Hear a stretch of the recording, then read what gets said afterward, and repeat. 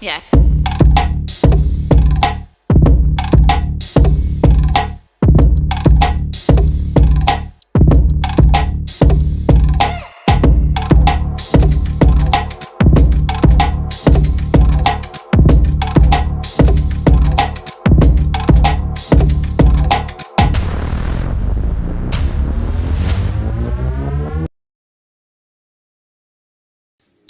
Greetings, everyone, and welcome to this world. And our topic for today is historical origins and development of racism. Race, the Power of an Illusion by George M. Fredrickson, Stanford University historian in the US. Now let's define racism. He says racism exists when one ethnic group or historical collectivity dominates, excludes, or seeks to eliminate another on the basis of what it believes is hereditary and unalterable. The ideological basis for explicit racism came to fruition in the West during the modern period. The modern period was the period from 1500 to 1945, which is a period of 445 years. Identification of Jews with the devil and witchcraft in 1200 to 1300 was perhaps the first signs of the racist view of the world. Maybe no wonder Jews are the wealthiest group of people today in the world. Maybe it was because of their supernatural powers. But now he goes on to say the official sanctions in Spain against Jews and their descendants, whereas converted to Christianity, came in the 1500s, where they became victims of discrimination and exclusion. Renaissance, Reformation period was the time when Europeans increasingly came into contact with people of darker pigmentation in Africa, Asia, and in the US. But the official rationale for enslaving Africans was that they were heathens.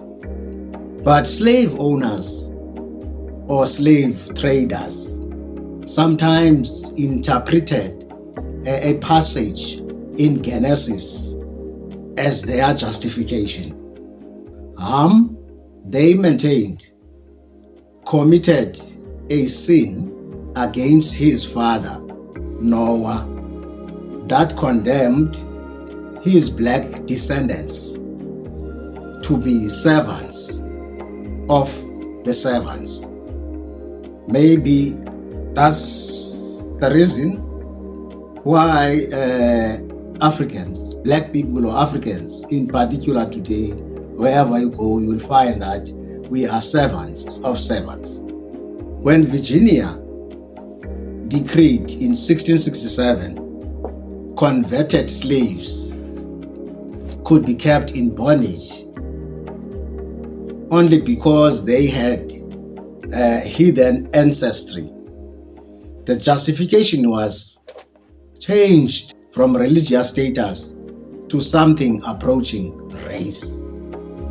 In the late 1600s, laws were also passed in North America forbidding marriage between whites and blacks.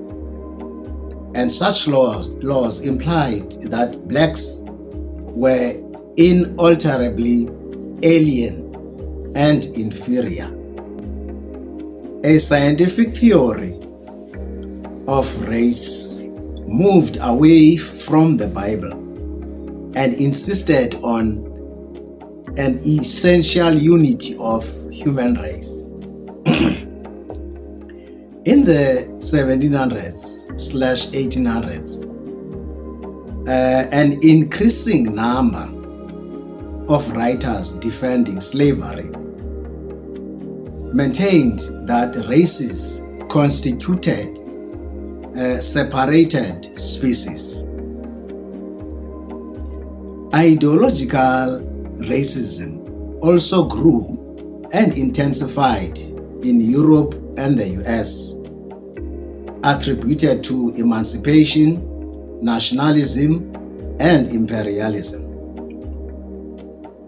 Although emancipation of blacks from slavery and Jews from the ghettos received support from religious believers in essential human equality, these reforms did not diminish racism. The climax of Western imperialism in the late 1800s, the scramble for Africa, Asia, and Pacific, was attributed to competitive ethnic nationalism existed among EU nations, resulted in Spanish-American War. The climax of the history of racism came in the 1900s, in the rise and fall of overtly racist regimes. American South, the passage of racial segregation laws and restrictions on blacks' voting rights reduced them to lower caste status. Here we are told that apparently racism started in Spain with the Jews, and after that the Europeans came into increasing contact with Africans, Asians, and the Pacific. In fact, they came into contact with people of darker pigmentation.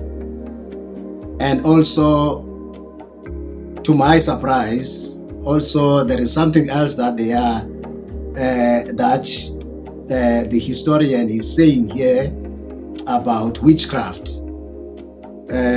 I didn't know that witchcraft started in Europe, because I'm sure many of us, we are aware or we heard about witchcraft maybe in some parts of Africa. I didn't know that even in Europe. In fact, I'm not sure if it started there, but we are told that the Jews were identified with the devil and also witchcraft. Now this episode, which is our episode number 2, we have divided this episode into 2. We have part 1 and we are going to have part 2.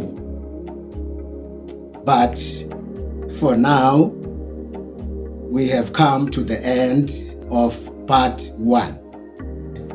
Click the like button, subscribe, please share the video, and see you in our next video. Bye bye.